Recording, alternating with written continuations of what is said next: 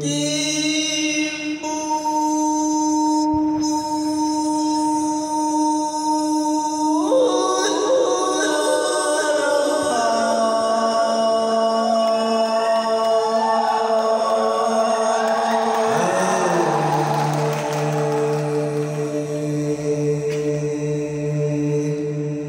loan cao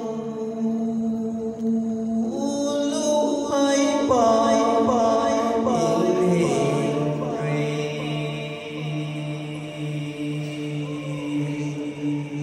loan cao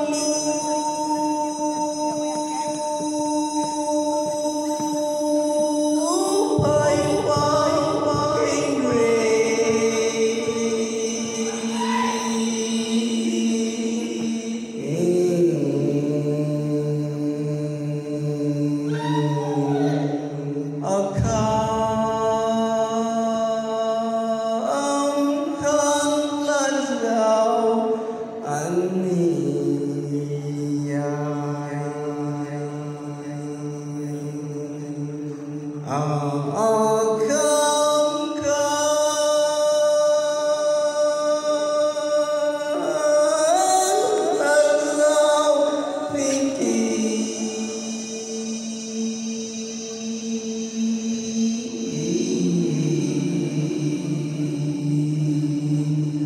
luận cao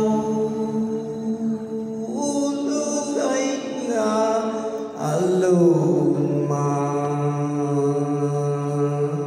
ti thlau na le